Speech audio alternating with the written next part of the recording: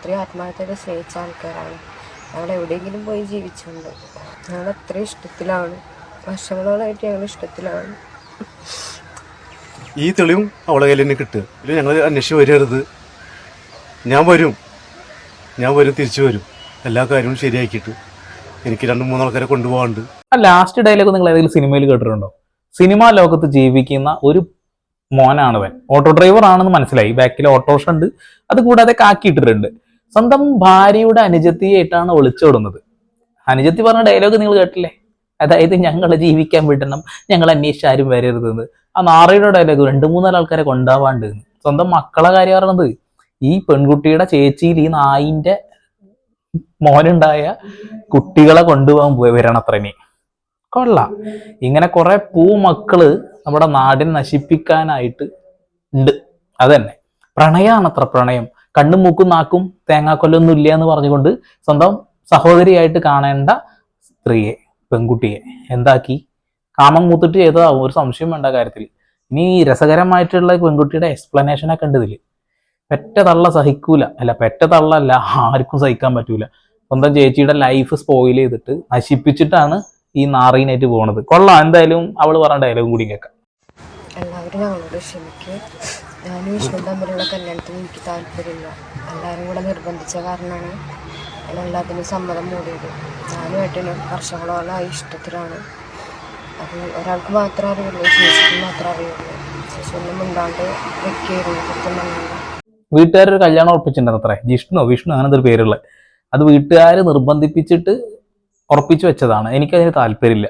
എനിക്ക് കാലങ്ങളോളമായിട്ടുള്ള പ്രണയമാണ് എൻ്റെ ചേച്ചിയുടെ ഭർത്താവുമായിട്ട് എന്ന്, അതായത് ചേട്ടനുമായിട്ട്. നമ്മുടെ നാട്ടിലൊക്കെ അങ്ങനെയാണ്, ചേട്ടനായിട്ടേ കാണാറുള്ളൂ. ചേട്ടനും അച്ഛനൊക്കെ ആയിട്ട് നമ്മൾ ആ ഒരു സ്ഥാനത്തിൽ അലങ്കരിക്കുന്ന ആളുകളെ നമ്മൾ കാണും.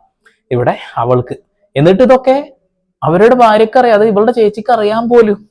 കൊള്ളാം. അല്ല അടിപൊളി എക്സ്പ്ലനേഷൻ. നടക്കട്ടെ.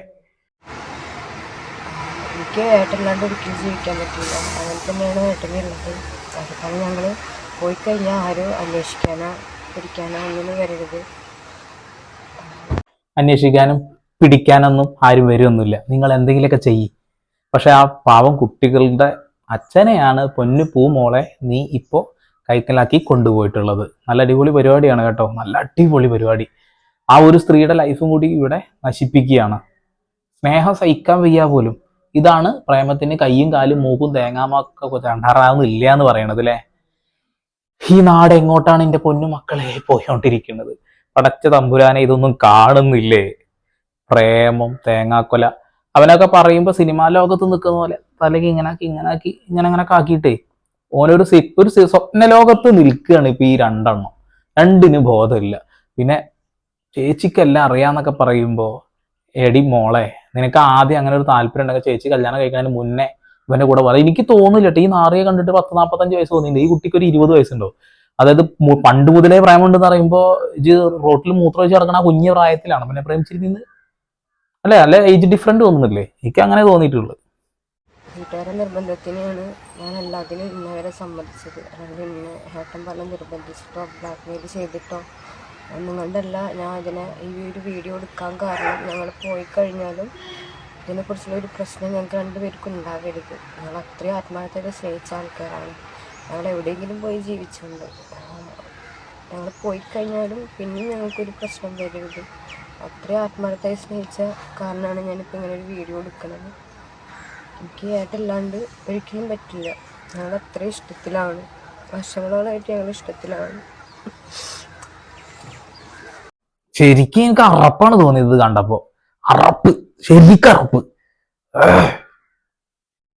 വർഷങ്ങളായിട്ടുള്ള പ്രേമം. അതാ ചോദിക്കണേ, ഏത് പ്രായത്തിൽ? എനിക്ക് എത്ര പ്രായമായി?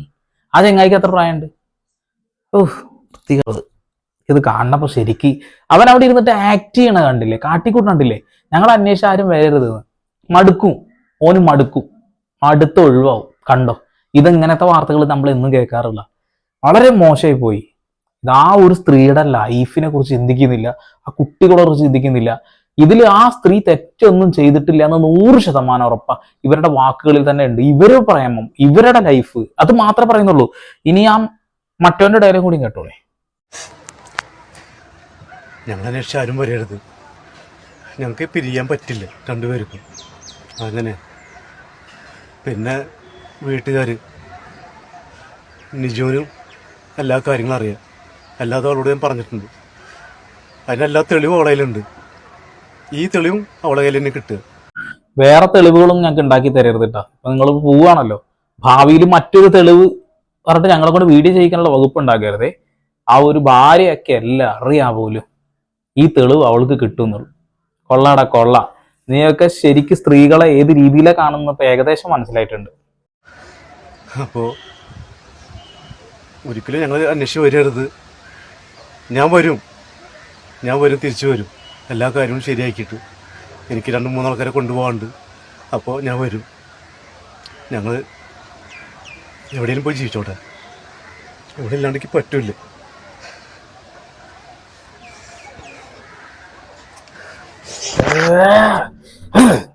വെറുപ്പ് അണ്ടാറ ചെയ്യേണ്ടതില്ലേ വീഡിയോ, എത്ര വെറുത്ത് പോയിട്ടാ. എടാ മാറി നായിക്കാട്ടെ, അന്റെ 3 മക്കള്, ഭാര്യ, ഇവരുടെ ലൈഫിനെ കുറിച്ചിട്ടൊക്കെ മോനെ നീ ചിന്തിച്ചിട്ടുണ്ടോ? അവര് നാളെ ഈ തെരുവിലിറങ്ങി നടക്കേണ്ട അവസ്ഥ വരില്ല നിന്നെ കൊണ്ട്. ഞാൻ വല്ലാണ്ടൊന്നും പറയുന്നില്ല. ഇതിപ്പോ നാടിന്റെ ഒരവസ്ഥ ഇതാണ്. ഇങ്ങനെയൊക്കെയാണ് കേട്ടോണ്ടിരിക്കുന്നത്. ഇപ്പൊ നമ്മൾ ഒരുപാട് കേൾക്കാറുള്ള സഹോദരന്മാർക്ക് കുഞ്ഞുങ്ങൾ ഉണ്ടാവുന്നു, മാതാവിനെ പീഡിപ്പിക്കുന്നു, വെട്ടിക്കൊല്ലുന്നു. ഇപ്പൊ പിന്നെ അതിശയിക്കാനൊന്നുമില്ലല്ലോ. സ്വന്തം പെങ്ങളൊന്നല്ലല്ലോ ഇവന്റെ അല്ലേ, എന്റെ ഭാര്യയുടെ തന്നെ ചെത്തി, അവന് പെങ്ങളൊന്നല്ല. എല്ലാ നാട്ടിലും നടക്കുന്നുണ്ടല്ലേ ഇങ്ങനത്തെ ഓരോ ഊളത്തരങ്ങൾ. ഇപ്പൊ നമ്മളിങ്ങനെ ഈ സോഷ്യൽ മീഡിയ ഇങ്ങനെ സജീവമായതുകൊണ്ടാണ് കൂടുതൽ അറിയുന്നത്, അല്ലെങ്കിൽ ഇതൊന്നും അറിയില്ല. അപ്പൊ അവൻ ചേച്ചി അതിന്റെ മക്കളുടെ അവസ്ഥ ആ നാറി ചിന്തിക്കുന്നില്ല. ഈ പെണ്ണിന് ഇപ്പൊ ശരിക്കും സ്വപ്നലോകത്തിരിക്കണ പോലെ, എനിക്ക് വീഡിയോ കാണുമ്പോൾ സ്വപ്നലോകത്തിരിക്കുന്നത് പോലെയാണ്. ഇത് കാമഭ്രാന്തിന്റെ പുറത്ത് ചെയ്യുന്നതാണെങ്കിൽ പൊന്നു മക്കളെ നിങ്ങൾ ഇതിനെ അനുഭവിക്കും, ഒരു തർക്കവും വേണ്ട. എന്താണ് എത്ര നല്ല പയ്യന്മാരുണ്ട് അറിയോ. അയ്യോ മറ്റു ഇനി പയ്യന്മാരൊക്കെ കല്യാണക്കാര്യം പറഞ്ഞിട്ട് അവർക്കൊക്കെ ഇങ്ങനെയുള്ളവരത്തിന് കിട്ടിക്കഴിഞ്ഞാലേ ഇവർ വീണ്ടും ചാടിപ്പോയി കഴിഞ്ഞിട്ടുണ്ടെങ്കിൽ വലിയ പ്രശ്നമാണ്, നാണക്കേടാ, വൃത്തികേടാ. അതുകൊണ്ട് അതിനെ കുറിച്ചിട്ടൊന്നും പറയുന്നില്ല. കൊള്ളാം, നല്ല അടിപൊളി ഫാമിലി, നല്ല അടിപൊളിയായിട്ട് തന്നെ ജീവിക്കട്ടെ. എല്ലാവരുടെയും ശാപവും ഏറ്റുവാങ്ങി ജീവിക്കുക കേട്ടോ, ജീവിക്കുക. പിന്നെ ഏത് സ്റ്റാൻഡിലാണ് ഓട്ടോ ഓടുന്നത്? ഓട്ടോറിക്ഷയായിട്ടാണ് കാണുന്നത്. എനിക്ക് ഏതൊരു സിനിമാ നടന്റെ ശബ്ദവുമായിട്ട് പിന്നെ സാമ്യമുള്ളതായിട്ട് തോന്നി. സംസാര രീതിയിലും ഇവനൊരു സ്റ്റൈല് പിടിച്ചിട്ടുണ്ട്. ഇതിലൊക്കെ ആ കുട്ടി വീണിട്ടുണ്ടാവുക. പണ്ട് മുതലേ പ്രേമായിരുന്നു പോലും. ചേച്ചിനെ കല്യാണം കഴിക്കുന്നതിന് മുന്നേ ആണെങ്കിൽ എനിക്ക് ഇതിനെ കൂടാണ്ട് പോയാൽ മതിയായിരുന്നില്ലേ? അതെങ്ങനെയാണല്ലേ, നീ മുട്ടുകുത്തി നടക്കുന്ന സമയത്തല്ലേ ഇവനെ പ്രേമിച്ചിട്ടുണ്ടാവുക. 19 വയസ്സുള്ള മുത്തപ്പനെ പോലെ ഉണ്ടോ അവനെ കാണാൻ തന്നെ. കുട്ടിയെ കാണാൻ 20 വയസ്സ്. എന്നിട്ടാണ് പറഞ്ഞത് പണ്ട് മുതല് തേങ്ങാക്കൊല. കൊള്ളാടാ കൊള്ള, ഇങ്ങനെ തന്നെ പോ. ആ പാവം ഫാമിലിയെ കുറിച്ച് ആലോചിക്കുമ്പോൾ എനിക്ക് സങ്കടമുള്ളൂ. പരമാവധി ഷെയർ ചെയ്യും. ഇവന്റെ ഭാര്യ കേൾക്കട്ടത്. ഇവന്റെ ഭാര്യ കാണാൻ വേണ്ടിയിട്ട് അത്ര വീടിട്ടുള്ളത്. അതിന്റെ ഭാര്യയ്ക്ക് എത്തുന്ന വരെ ഷെയർ ചെയ്യും. ചാനൽ താല്പര്യമുള്ള ആരെങ്കിലും ഒക്കെ ഉണ്ടെങ്കിൽ സബ്സ്ക്രൈബ് ചെയ്യുക. വീണ്ടും വരാൻ പുതിയ വാർത്തകളായിട്ട് ഏതൊരു സന്ദീപ് ഇടപ്പോൾ സൈനിങ് ഓഫ്.